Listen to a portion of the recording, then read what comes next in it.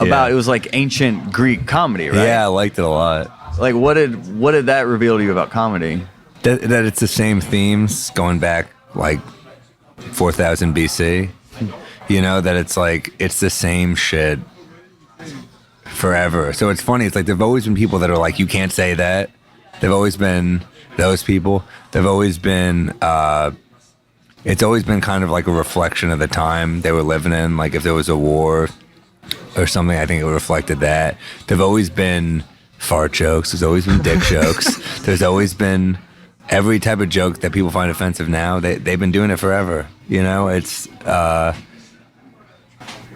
almost like when you look at old comedy, it's like the way you look at like a patient if you're a therapist, where we're like, how did people think it's going to be so unique? But it's like, no, we're all fucking, none of us are that unique. We all have, there's like 8 different types of people. We all fall, that's like what comedy is. There's like 8 different types of comedies, and they've all been going on for pretty much a long time. There's a girl sometimes that a guy wants to be with. Sex plays a big role. One of the ones I remember, I think was called Lysistrata, was one where like, to end the war, none of the women would fuck the guys. That's how they ended the war. They're like, we won't fuck you anymore. Mm-hmm. And it's like kind of interesting because it's like, well, it's like it shows the power of the women. Yeah. Shows that like sex has always been a thing in comedy.